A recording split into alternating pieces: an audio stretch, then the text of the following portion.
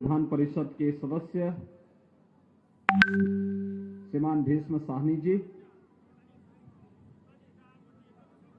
Bharatiya Janata party के जिला के अध्यक्ष श्रीमान रविंद्र श्रीवास्तव जी, श्रीमान दीपक यादव जी, जदयू के मंडल के अध्यक्ष श्रीमान दूधनाथ कुशवाहा जी, विभव कुमार राय जी, रविंद्र सिंह पटेल जी, डॉक्टर बीपी सिंह यादव जी, सुरेंद्र राव जी, राकेश सिंह जी और लोकप्रिय प्रत्याशीगण विधानसभा क्षेत्र वाल्मीकि नगर से श्री धीरेन्द्र प्रताप सिंह रिंकू सिंह जी और वाल्मीकि नगर उपचुनाव लोकसभा क्षेत्र से प्रत्याशी श्री सुनील कुमार कुशवाहा जी, वाल्मीकि नगर से भारी संख्या में उपस्थित इस क्षेत्र के मेरे सभी उपस्थित भाइयों बहनों, भारत की ऋषि परंपरा के प्रतीक और रामायण महाकाव्य के माध्यम से भगवान श्री राम को जन जन तक पहुंचाने वाले महर्षि वाल्मीकि की इस पावन साधना स्थली को मैं कोटि कोटि नमन करता हूं। अभी हम लोगों ने शरद पूर्णिमा को महर्षि वाल्मीकि की पावन जयंती का कार्यक्रम संपन्न किया है। उत्तर प्रदेश के अंदर हरेक देव मंदिर में इस अवसर पर रामायण पाठ का आयोजन हुआ था और रामायण पाठ के माध्यम से महर्षि वाल्मीकि कृत रामायण किस पावन पाठ के माध्यम से हम लोगों ने महर्षि वाल्मीकि के प्रति उनकी वंदना की, उनके प्रति अपनी श्रद्धा और सम्मान को व्यक्त किया। लेकिन आप तो सौभाग्यशाली हैं कि जहां पर दुनिया के सर्वश्रेष्ठ महाकाव्य रामायण की रचना होती है, उस धरती पर जन्म लेने का सौभाग्य आप सबको प्राप्त हुआ है।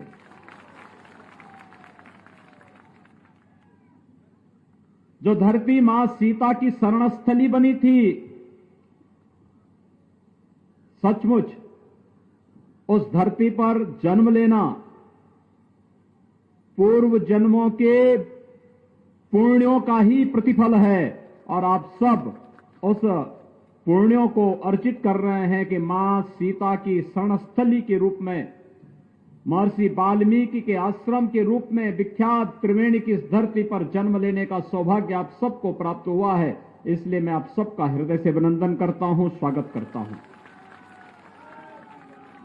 भाइयों बहनों, ये त्रिवेणी की भूमि भी है। त्रिवेणी दो ही है, या तो हमारे प्रयागराज जहां गंगा, यमुना और पवित्र सरस्वती का संगम है, त्रिवेणी का वह पवित्र स्थल जहां प्रयागराज कुंभ के अवसर पर हम सबको जाने का सौभाग्य प्राप्त होता है, या फिर त्रिवेणी ये पवित्र धरती है जहां पर आप सबको जन्म लेने का सौभाग्य प्राप्त हुआ है। बहुत पवित्र धरती है। लोग यहां के बहुत सज्जन हैं, सीधे साधे लोग हैं, अपनी कर्मठता के साथ, अपनी ईमानदारी के साथ अपना जीवन यापन करते हैं। और भाइयों बहनों, वास्तव में मनुष्य जीवन में अपने आध्यात्मिक और धार्मिक परंपराओं का निर्वहन करते हुए अगर हम लोग अपनी दिनचर्या को आगे बढ़ाते हैं तो यही हमारे लिए जीवन का सौभाग्य होता है। और इस पवित्र धरती पर जन्म लेकर के आप लोग अपने न केवल कर्मठता के साथ, अपनी मेहनत और अपने परिश्रम के साथ इस क्षेत्र के विकास को आगे बढ़ाने का कार्य कर रहे हैं, साथ साथ महर्षि वाल्मीकि और माता सीता की पावन धरा को भी देश और दुनिया के सामने एक नई ऊंचाइयों तक पहुंचाने का कार्य कर रहे हैं। ये सचमुच बहुत सराहनीय प्रयास है। ये वर्ष हमारे लिए कई मायनों में महत्वपूर्ण रहा है। एक पूरी दुनिया त्रस्त है कोरोना वायरस से। ये कोरोना वायरस संक्रमण इसमें ज्यादा है और इसलिए बचाव जितना हो सके हमें बचाव करना चाहिए। बचाव, प्रधानमंत्री जी ने एक ही बात कही है, जब तक दवा या वैक्सीन नहीं आ जाती है तब तक बचाव ही सर्वोत्तम उपाय है और इसके लिए 2 गज की दूरी और मास्क है जरूरी। याद रखना, थोड़ी सी लापरवाही दिक्कत पैदा कर सकती है। बीमारी से, आग से और नदी से जितना व्यक्ति बचाव कर सके, बाढ़ आती है तो हम उसमें अचानक घुस नहीं जाते हैं, बचाव करते हैं। कहीं आग लगती है हम उसमें अचानक घुस नहीं जाते हैं, उससे बचाव करते हैं। ऐसे ही बीमारी के मामले में भी देखा जाना चाहिए। हर स्तर पर बचाव का प्रयास होना चाहिए और ये प्रयास स्वयं के स्तर पर, स्वयं के परिवार के स्तर पर, स्वयं के गांव के स्तर पर और फिर समुदाय के स्तर पर भी हमारा प्रयास जब आगे बढ़ेगा तब कोरोना के खिलाफ भारत की लड़ाई को हम जीतेंगे और कोरोना परास्त होगा, भारत विजयी होगा और जन जन के जीवन में खुशहाली लाने का कार्य भारत करेगा। प्रधानमंत्री मोदी जी का आत्मनिर्भर भारत का ये पैकेज इसी अभियान का हिस्सा है।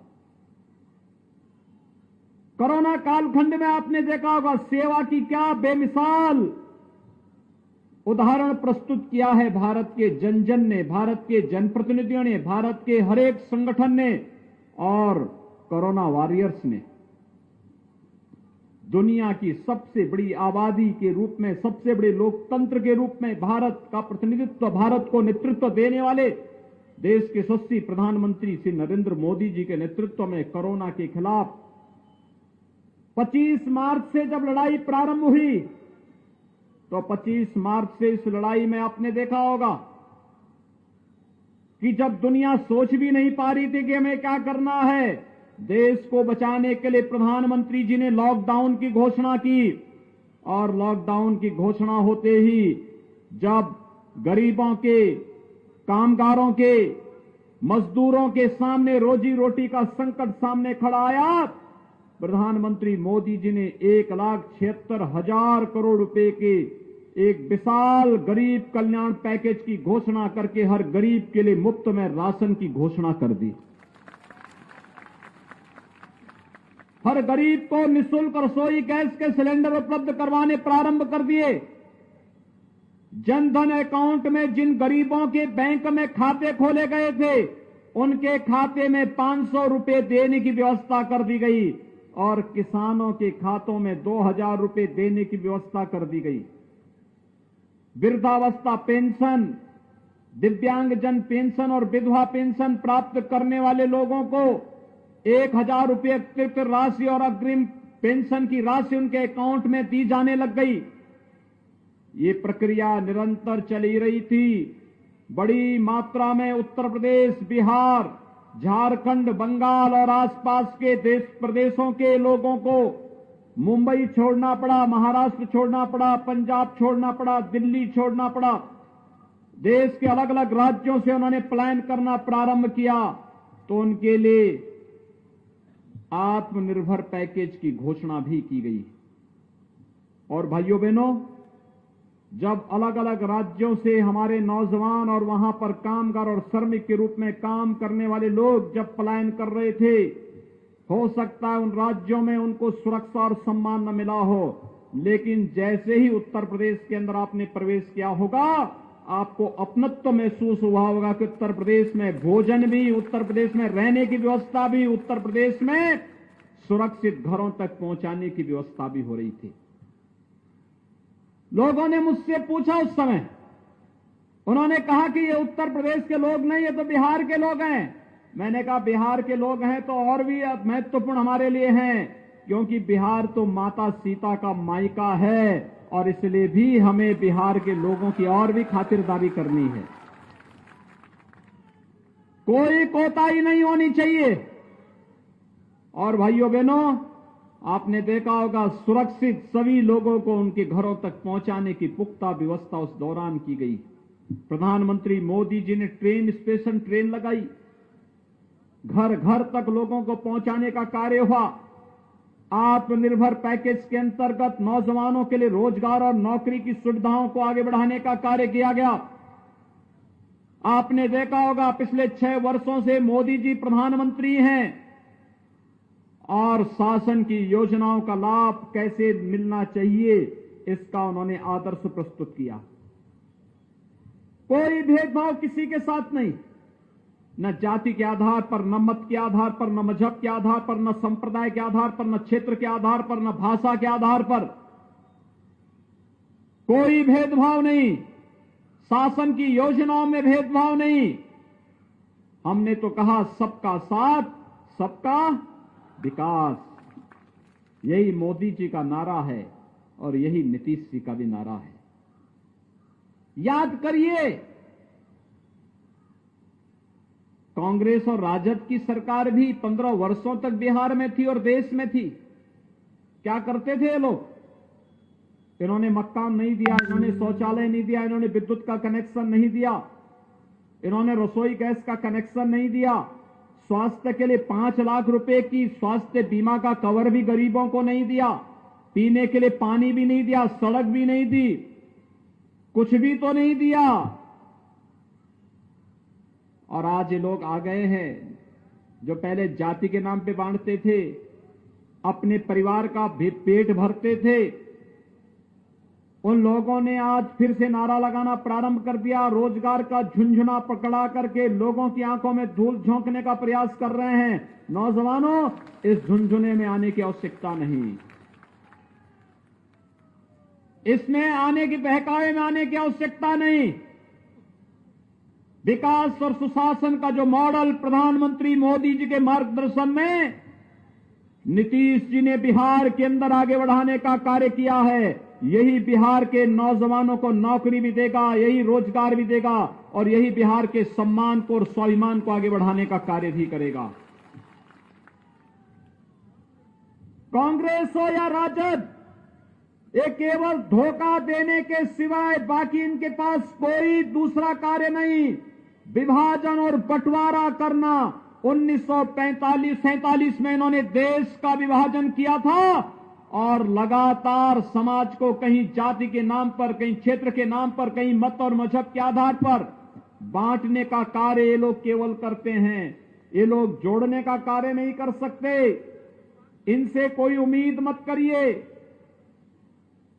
विकास ऐसे होना चाहिए जैसे मोदी जी ने दिया। मोदी जी ने जो मॉडल दिया, हर गरीब को मकान देंगे, तेजी के साथ देना प्रारंभ हुआ। 6 वर्ष में 3 करोड़ लोगों को एक एक आवास उपलब्ध करा दिया। 4 करोड़ गरीबों को निःशुल्क विद्युत कनेक्शन उपलब्ध करा दिए। 8 करोड़ गरीबों को रसोई गैस का निःशुल्क कनेक्शन उपलब्ध करा दिया। 10 करोड़ गरीबों को एक एक शौचालय उपलब्ध करवा दिया गया। 12 करोड़ किसानों को किसान सम्मान निधि उपलब्ध करा दी गई। 15 करोड़ नौजवानों को प्रधानमंत्री मुद्रा योजना, प्रधानमंत्री स्टार्टअप की योजना के अंतर्गत आर्थिक स्वावलंबन की ओर अग्रसर किया गया। 35 करोड़ गरीबों के जनधन अकाउंट खुलवाए गए बैंक में और 50 करोड़ गरीबों को आयुष्मान भारत के अंतर्गत मोदी जी ने 5 लाख रुपए की स्वास्थ्य बीमा का कवर भी उपलब्ध कराया। और भाइयों बहनों, इस कोरोना कालखंड में 80 करोड़ गरीबों को निःशुल्क खाद्यान्न उपलब्ध कराने का काम भी कोई कर रहा है तो प्रधानमंत्री मोदी जी कर रहे हैं और बिहार के अंदर नीतीश कुमार भी कर रहे हैं। कांग्रेस और राजद के समय तो ये गरीबों को राशन क्या देते थे, तो पशुओं का चारा स्वयं ही चढ़ कर जाते थे। इनसे क्यों उम्मीद करते हैं आप? और हमने तो जो कहा वो करके दिखा दिया। भेदभाव किसी के साथ नहीं करेंगे, योजना का लाभ सबको देंगे, सबका साथ और सबका विकास, यही तो राम राज्य है, यही राम राज्य है। हमने ये नहीं कहा हम जबरदस्ती अयोध्या में मंदिर बनाएंगे, हमने कहा कोर्ट फैसला करेगा, और कोर्ट समयबद्ध ढंग से फैसला जो देगा उसके लिए हम माहौल उस प्रकार का बनाएंगे। न्यायालय ने फैसला दिया और 500 वर्षों की जो आपकी टीस थी अयोध्या में भगवान राम का भव्य मंदिर के निर्माण का शिलान्यास भी मोदी जी ने रख दिया। अब तो कोई ये नहीं कह सकता ना कि मोदी जी ने या भाजपा ने या जदयू ने धोखा दिया है। कोई नहीं कह सकता है। भाइयों बहनों, हमने जो कहा सो करके दिखा दिया है। हमने जो कहा सो करके दिखा दिया। कोई भेदभाव नहीं। देश का हर नागरिक हमारा नागरिक है। हमारे लिए पूरा देश एक परिवार है। नीतीश जी के लिए पूरा बिहार एक परिवार है। उनके परिवार का कोई सदस्य, मोदी जी के परिवार का कोई सदस्य सत्ता में भागीदार नहीं है, क्योंकि हमारे लिए तो वसुधैव कुटुंबकम का ये नारा ही हमारे जीवन का नारा है, जीवन का मंत्र है। हम इससे इतर सोच भी नहीं सकते। लेकिन जिन्होंने अपने परिवार की खातिर यहां के नौजवानों की रोजी और रोजगार पर डकैती डालने का काम किया हो, एक एक नौकरी को बेचने का कार्य किया हो, वे लोग आज रोजगार का झुंझुना पकड़ाने का कार्य कर रहे हैं कि इतने लाख लोगों को नौकरी दे देंगे। अरे इतने लाख नौकरी आएगी कहां से, तो बताओ पहले। जब उन्हें सत्ता मिली थी तब तो उन्होंने यहां पे अपहरण का उद्योग प्रारंभ कर दिया था। जो उद्योग थे वो बंद हो रहे थे और अपहरण का एक नया उद्योग प्रारंभ कर दिया था। गरीबों के लिए राशन देने की बात तो दूर, मूक जानवरों का चारा ही हजम कर गए थे। किसी गांव को सड़क नहीं, किसी को बिजली नहीं, गरीबों को पानी नहीं, स्वास्थ्य की सुविधा नहीं, और अब आके कह रहे हैं कि हम रोजगार देंगे। कहां से रोजगार वे लोग लेके आ जाएंगे? ये कार्य कोई करेगा तो प्रधानमंत्री मोदी जी और नीतीश कुमार जी मुख्यमंत्री के रूप में बिहार के अंदर करेंगे। और भाइयों बहनों, इसीलिए आज मैं आपके बीच आया हूं। आपने 2019 में लोकसभा के चुनाव में यहां से सांसद के रूप में सम्मान्य श्री बैजनाथ महतो जी को यहां से अपना चुनाव लोकसभा के प्रत्याशी के रूप में सांसद में पहुंचाया था। उनकी दुखद मौत हो गई, लेकिन आज उनकी यशस्वी विरासत को आगे बढ़ाने के लिए जनसेवा के भाव के साथ फिर से वाल्मीकि नगर और आसपास के क्षेत्र को जंगल पार्टी का गढ़ नहीं बनने देंगे। इस संकल्प लेकर के उनके पुत्र सुनील कुमार कुशवाहा और साथ साथ जदयू के विधानसभा के वाल्मीकि नगर के युवा जुझारू प्रत्याशी रिंकू सिंह आपके सामने आए हैं। भाइयों बहनों, ये जुझारूपन है। ये जुझारूपन जनता की समस्या का समाधान भी करने की क्षमता रखता है और जंगल पार्टी वाले लोगों से दो दो हाथ करने की क्षमता भी रखता है। जो जैसे मानेगा, जो जैसे मानेगा उसको उस रूप में मनवाने की कला है इनमें, और करेंगे। इसलिए भाइयों बहनों, किसी बहकावे में आने की आवश्यकता नहीं। ये दोनों प्रत्याशी, और मैं आपसे अपील करूंगा कि इस जनपद में जितने भी भाजपा, जदयू, बीआईपी या फिर अन्य जो भी हमारे सहयोगी दल हैं, उनके जो भी प्रत्याशी हैं, उन सभी प्रत्याशियों को विजयी बनाने की अपील करने के लिए ही मैं आज विशेष रूप से आया हूं। मैं उत्तर प्रदेश से आया हूं, भगवान राम की भूमि से आया हूं, माता सीता की शरण स्थली में आया हूं, और आपसे यही अपील करने के लिए आया हूं। अच्छे लोगों को चुनेंगे। यूपी के साथ बिहार के साथ, यूपी और बिहार मिलकर के विकास करेंगे और भारत दुनिया की एक महाताकत के रूप में आगे बढ़ेगा। यही तो हमें चाहिए। हमारे भारत का खुशहाली, भारत की समृद्धि जब आएगी, एक एक बच्चे के चेहरे पर खुशहाली आएगी, हर दीन दुखी के चेहरे पर खुशहाली लाना, यही तो प्रधानमंत्री मोदी जी का मंत्र है। यही उनका संकल्प है। इसी संकल्प के साथ वे दिन रात कार्य कर रहे हैं। आपने देखा होगा, पहली बार गरीब को शासन की योजनाओं का लाभ मिल रहा है, क्योंकि मोदी जी का संकल्प है। नहीं तो गरीबों के हिस्से में डकैती डालने का कार्य यही कांग्रेस करती थी। आखिर स्वर्गीय राजीव गांधी जी ने यही तो कहा था कि 100 रुपया भेजता हूं और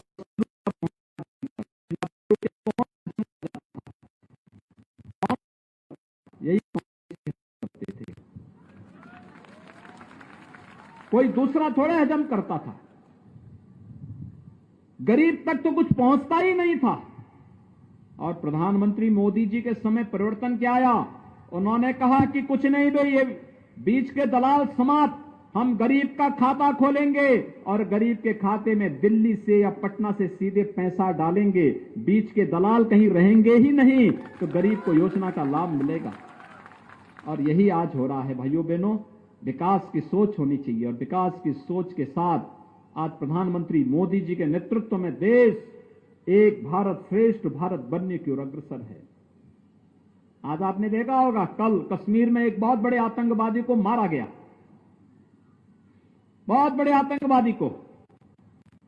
तो भारत की सुरक्षा पे सेंध लगाने के लिए आया था, हमारे जवानों पर छुप करके हमला करता था। भारत के बहादुर जवानों ने उसका काम तमाम कर दिया।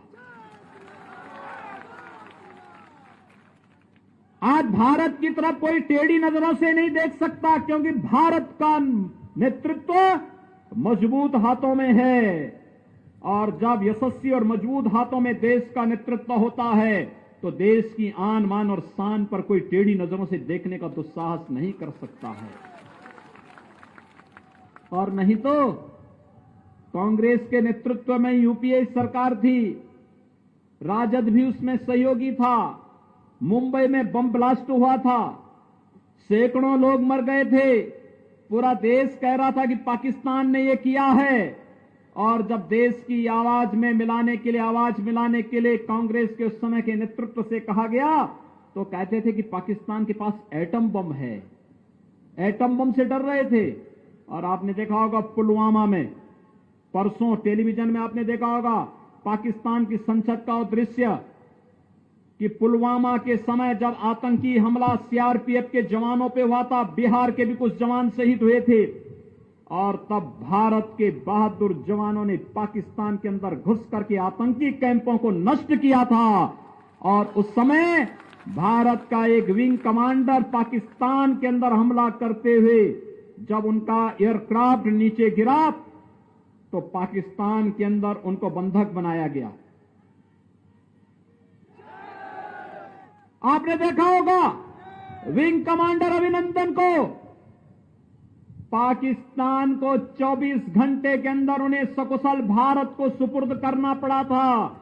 और पाकिस्तान की संसद का दृश्य भी आपने देखा होगा, जब पाकिस्तान के अंदर कहा जा रहा था कि जब विंग कमांडर को वापस करने की बात आई, भारत ने वार्निंग दे दी थी कि अगर इस समय सीमा के अंदर हमारा विंग कमांडर वापस नहीं आया तो फिर पाकिस्तान इसके परिणाम भुगतने को तैयार रहे। तो आपने देखा होगा कि पाकिस्तान की संसद में ये बातें आ रही हैं कि वहां के प्रधानमंत्री को पसीना आ रहा था, वहां के आर्मी के चीफ को भी पसीना आ रहा था, उसके पैर कांप रहे थे कि कहीं भारत अभी हमला न कर दे। और उन्होंने कहा भैया जल्दी से इनको वापस भारत भेज दो, नहीं तो भारत हमारा काम तमाम कर देगा।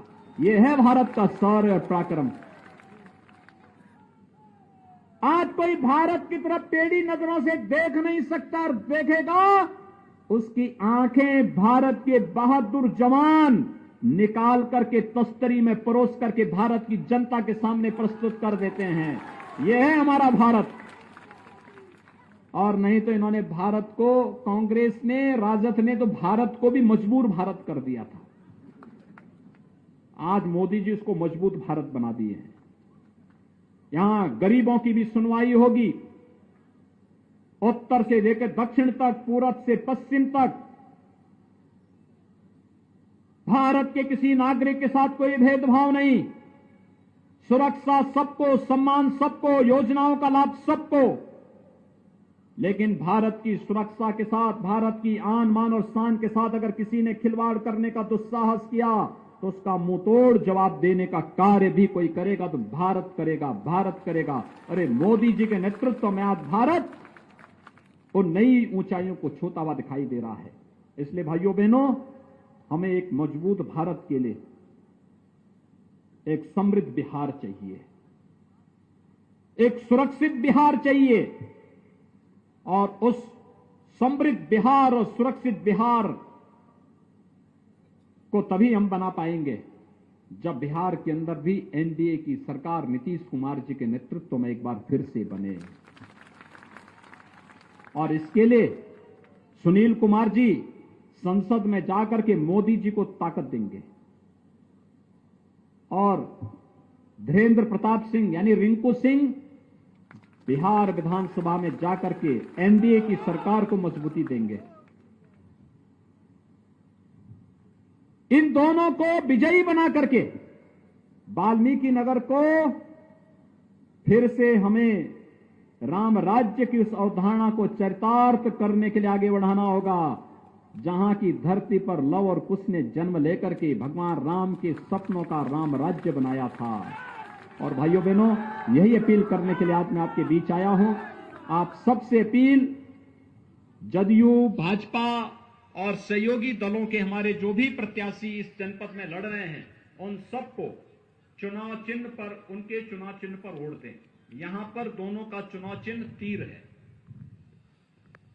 तीर, ये तीर ही कमल फूल के साथ जब मिलेगा तो नक्सलवाद और आतंकवाद का समाधान करेगा, समस्या का समाधान कर देगा। इस दिशा में विजयी बनाने की अपील करने के लिए आज मैं विशेष रूप से आपके बीच आया हूं।